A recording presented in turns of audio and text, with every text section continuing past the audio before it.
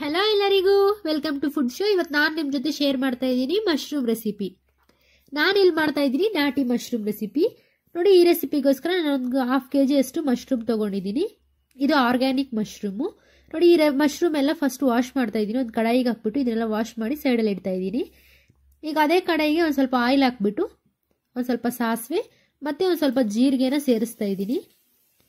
ಇದಕ್ಕೆ ಲವಂಗನೂ 3 ಹಾಕ್ತಾ ಇದ್ದೀನಿ ಫ್ಲೇವರ್ಗೋಸ್ಕರ. 1-2 ಈರುಳ್ಳಿನ ಕಟ್ ಮಾಡಿ ಇದಕ್ಕೆ ಸೇರಿಸ್ತಾ ಇದ್ದೀನಿ. ಒಂದು ಸ್ವಲ್ಪ ಕರಿಬೇವು ಇದಕ್ಕೆ ಹಾಕ್ತಾ ಇದ್ದೀನಿ. ಈಗ ಕಲರ್ ಚೇಂಜ್ ಆಗೋವರೆಗೂ ಈರುಳ್ಳಿನ ಫ್ರೈ ಮಾಡ್ಕೊತಾ ಇದ್ದೀನಿ. ನೋಡಿ, ಈ ಥರ ಯಾವಾಗಾದರೂ ಆರ್ಗ್ಯಾನಿಕ್ ಮಶ್ರೂಮ್ ನಿಮ್ಗೆ ಸಿಕ್ಕರೆ ಮಿಸ್ ಮಾಡದೆ ರೆಸಿಪಿ ಟ್ರೈ ಮಾಡಿ. ತುಂಬ ಟೇಸ್ಟಿಯಾಗಿರುತ್ತೆ ಮತ್ತು ಹೆಲ್ತ್ಗೂ ತುಂಬ ಒಳ್ಳೆಯದು. ಇದಕ್ಕೆ ನಾನು 1 ಸ್ಪೂನ್ ಆಗೋಷ್ಟು ಶುಂಠಿ ಬೆಳ್ಳುಳ್ಳಿ ಪೇಸ್ಟ್ ಸೇರಿಸ್ತಾ ಇದ್ದೀನಿ. ನೋಡಿ, ಈಗ ಅದನ್ನು ಫ್ರೈ ಮಾಡ್ಕೊತಾ ಇದ್ದೀನಿ. ಇದಕ್ಕೆ ಒಂದು ಬೆಳ್ಳುಳ್ಳಿನ ಕುಟ್ಟಿ ಇದಕ್ಕೆ ಸೇರಿಸ್ತಾ ಇದ್ದೀನಿ. ಎಷ್ಟು ಪ್ಯಾಕೆಟಲ್ಲಿರೋ ಶುಂಠಿ ಬೆಳ್ಳುಳ್ಳಿ ಪೇಸ್ಟ್ ಹಾಕಿದ್ರು ನ್ಯಾಚುರಲ್ ಅಲ್ವಾ. ಈಗ ಇದನ್ನ ಹಾಕ್ಬಿಟ್ಟು ಇದನ್ನ ಫ್ರೈ ಮಾಡ್ಕೊತಾ ಇದ್ದೀನಿ. ನೋಡಿ, ಈಗ ಇದು ಫ್ರೈ ಆಗಿದೆ. 1-2 ಟೊಮೆಟೊನ ಪೇಸ್ಟ್ ಮಾಡಿಟ್ಟಿದ್ದೆ, ಅದೆಲ್ಲ ಇದಕ್ಕೆ ಸೇರಿಸ್ತಾ ಇದ್ದೀನಿ.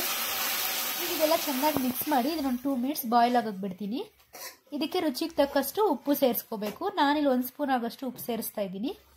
1 ಸ್ಪೂನ್ ಖಾರ ಮತ್ತು 1 ಸ್ಪೂನ್ ಆಗೋಷ್ಟು ಧನಿಯಾ ಪೌಡ್ರ್ ಸೇರಿಸ್ತಾ ಇದ್ದೀನಿ. ಒಂದು ಸ್ವಲ್ಪ ಅರಿಶಿನ ಹಾಕ್ತಾ ಇದ್ದೀನಿ. ಈಗ ಇದೆಲ್ಲ ಚೆನ್ನಾಗಿ ಮಿಕ್ಸ್ ಮಾಡಿಬಿಟ್ಟು ಇನ್ನೊಂದು 2 ಮಿನಿಟ್ಸ್ ಬಾಯ್ಲ್ ಆಗೋದಕ್ಕೆ ಬಿಡಬೇಕು. ನೋಡಿ, ಈ ಥರ ಕೊತ್ತ ಅಂತ ಇದೆ. ಈಗ ನಾವು ಫಸ್ಟೇ ವಾಶ್ ಮಾಡಿ ಇಟ್ಕೊಂಡಿರೋ ಆರ್ಗ್ಯಾನಿಕ್ ಮಶ್ರೂಮ್ನ ಈಗ ಇದಕ್ಕೆ ಸೇರಿಸ್ತಾ ಇದ್ದೀನಿ. ನೋಡಿ, ಮಶ್ರೂಮ್ ಎಲ್ಲ ಇದರಲ್ಲಿ ಹಾಕ್ಬಿಟ್ಟು ಮಸಾಲೆ ಎಲ್ಲ ಮಶ್ರೂಮ್ಗೆ ಅಂಟೋ ಥರ ಚೆನ್ನಾಗಿ ಕಲಿಸ್ಕೋಬೇಕು. ಯಾವ ಮಟನ್ ಸಾರಿಗೂ ಕಮ್ಮಿ ಇರಲ್ಲ, ಅಷ್ಟೊಂದು ಟೇಸ್ಟಿ ಆಗಿರುತ್ತೆ ಈ ಮಶ್ರೂಮ್ ಸಾಂಬಾರು. ನೀವು ಟ್ರೈ ಮಾಡಿ ಹೇಗೆ ಬಂತು ಅಂತ ಕಾಮೆಂಟ್ ಮಾಡೋದು ಮರಿಬೇಡಿ.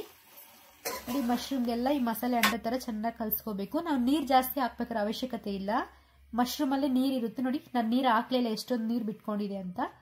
ಇದನ್ನು ತುಂಬ ಬೇಯಿಸ್ಬೇಕಾಗಿಲ್ಲ, ಒಂದು 2 to 3 ಮಿನಿಟ್ಸ್ ಬಾಯ್ಲ್ ಆಗೋದಕ್ಕೆ ಬಿಟ್ಟರೆ ಸಾಕು. ತುಂಬ ಸಾಫ್ಟಾಗಿ ಆಗಿರುತ್ತೆ. ನೋಡಿದ್ರಲ್ವಾ, ರುಚಿಯಾದ ನಾಟಿ ಮಶ್ರೂಮ್ ರೆಸಿಪಿ.